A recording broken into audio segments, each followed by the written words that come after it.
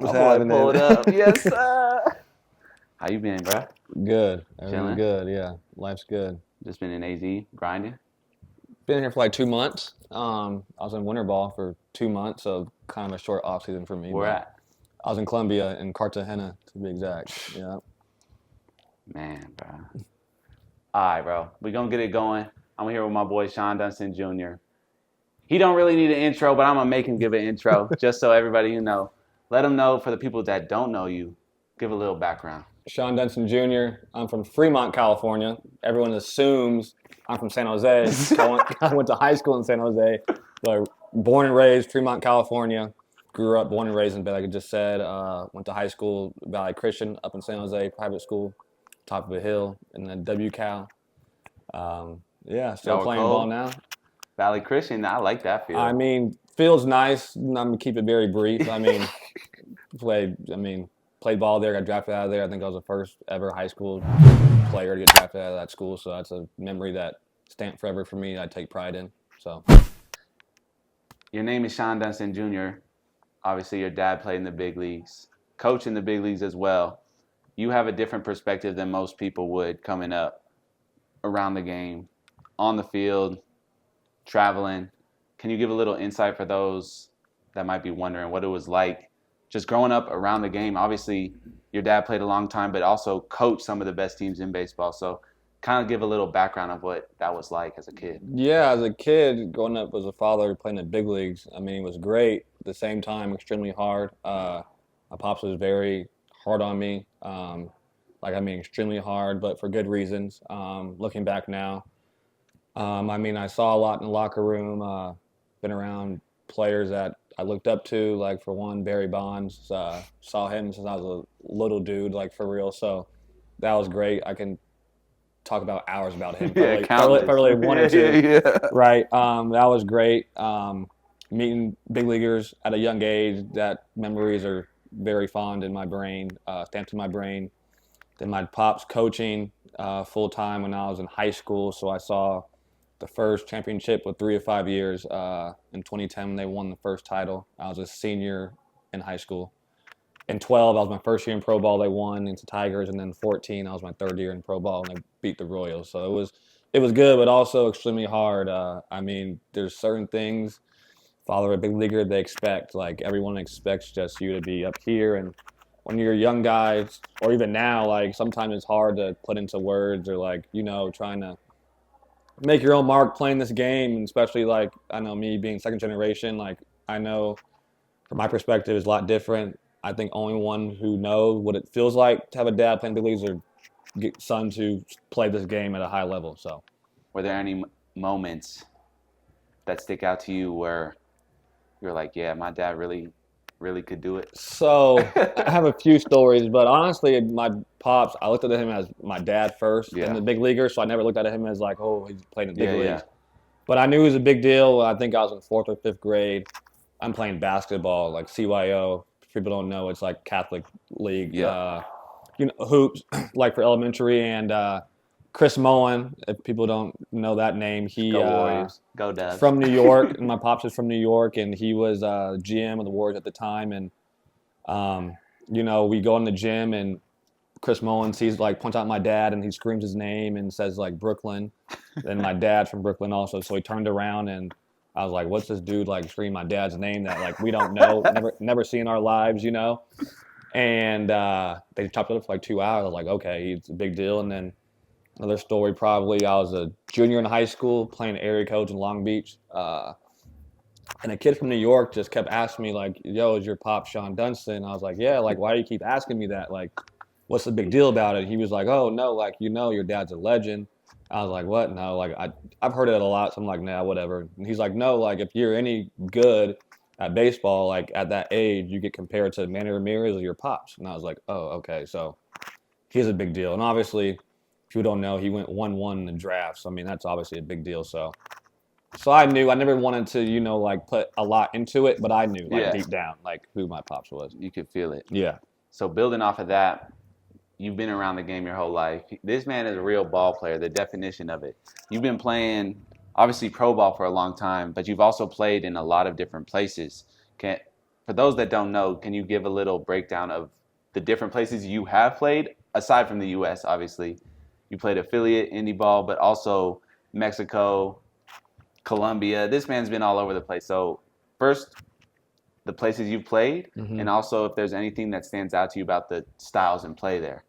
Played winter ball in Australia one year for a little bit. Played Mexico Winter League for a little bit. Played in Venezuela Winter League back in 23. And then this past winter, I played all year in Colombia in their Winter League. What was it like? I mean, you hear that and you're like, at least from a player from the States, not that it's scary at all. It's more just like it's the unknown. It's what's this? Is the style that much different, or is it? Obviously, it's still baseball, but everyone has their own unique spin on it. At the end of the day, it's still baseball. Yeah. I know I'm different. Like I don't really doesn't get to me. Like I'm trying to play ball and I'm trying to hurt you on the fields. That's my main objective. I don't care where I'm at. I want to make my name. I want you to feel me when I'm playing. I want you to like say, damn, like this dude like he comes to play every day, and that's all I really care about, honestly. Nah, I love it. So going into this off season, you just played in Mexico, right? Colombia. Oh, Colombia. Okay. So just was in Colombia. Came into the off season. Was there anything you were looking to build off of the last season in Colombia, or how are you going into this next year? Honestly, I had one of my best years as a pro. Even though it's indie ball, I was still pro. Yeah.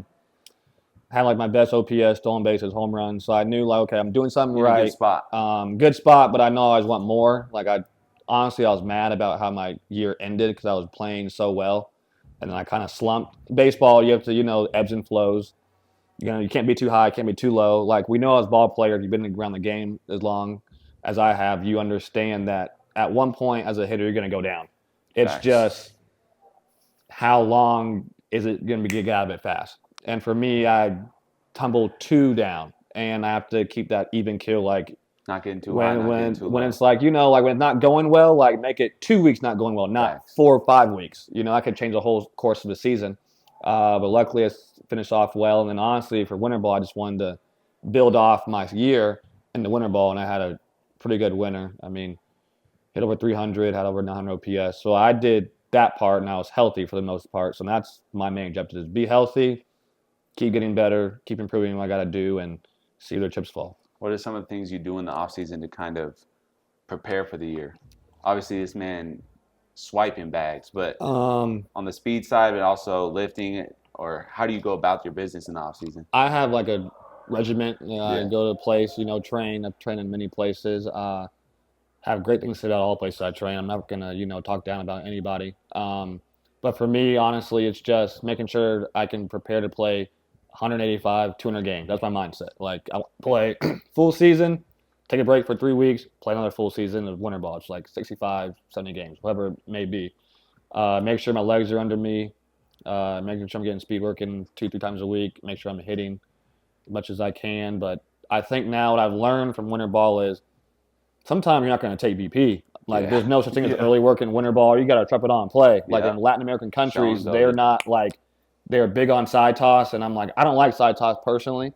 So I'm like, how do I get ready for a game if it's just BP? So I take a lot of dry swings. I know how to prepare myself, and you have a game plan approach of how you want to go into the game, and I try to take that much as I can into my practice and into the game. Whatever gets you right. Yes. Finding what routine gets you ready to go. And everyone has a different routine. Facts. And you have to understand and find a way what works for you, and you stick with it. And as ball players, we're very superstitious at times, and what's working, we're going to keep riding the wave. And when it's not, the good ones know how to teeter and not change too much, and the other ones who are trying to figure it out, they'll change after one bad game. In baseball, you're going to fail more than you're going to succeed, so you have to really trust what you're doing. 100%. Unless you're just going really bad. 100%. What bats you swing? Birdman. Swing Birdman. What's the model you like? Boss Man. My boy BJ Boyd's model. That's that Bam Bam, bro. That barrel's. Yeah. Shout out BJ. Yeah. Go crazy. Mm-hmm.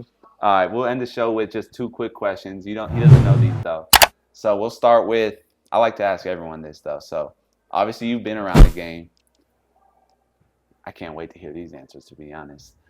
Please give me your top 5 if you can, or at least a top 3 or top favorite from when you were a kid players that you look up to, or that inspired you, or just helped you become the player you are today, or just that you thought were clean? Baseball or any sport? You want to do baseball? Let's or you do a wanna baseball one and then just any top 5 sport? athletes. Okay. Baseball's Barry Bonds. That's Okay. first and foremost. Love everything Not he even does. close. Yeah. Second generation and from the Bay. I mean, if you're born and raised in the Bay Area, we all love Barry Bonds, honestly. Facts.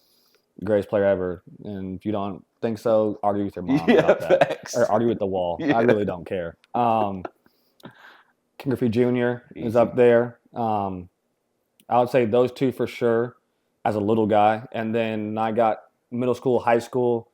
It was BJ Upton and Justin Upton Dope. and Carl Crawford. Those were I like guys who were athletic, who could run, fly, play the outfield, play defense. Like I like power, speed, and I think those guys had the qualities.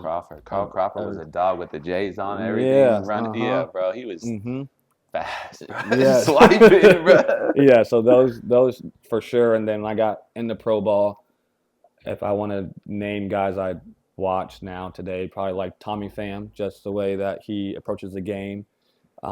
His attitude's all business, just trying to hurt you on the field, off the field, does his own thing. And I try to, take like pieces from everybody and try to make it into my own. Dope. And then athlete. Yeah, we're going to go. Let's see this one. I already know who's going to be in this. Athlete is Kobe. Yeah, number one? Yeah, number one. Kobe, if someone had a pick between Kobe and Barry, it's probably a tie. I can't decide who's more influential to me. But Kobe, just what he embodied as a player on and off the field, just the way he, prepared every night to be the greatest of all time, and the work he puts in day in, day out. And that's something that I've always, loved and admired about him, and still to this day, even though he's not here with us, still to this day. So. Man, Kobe and Bonds. I like that. That's cool. Appreciate you, bro. We out. Yee!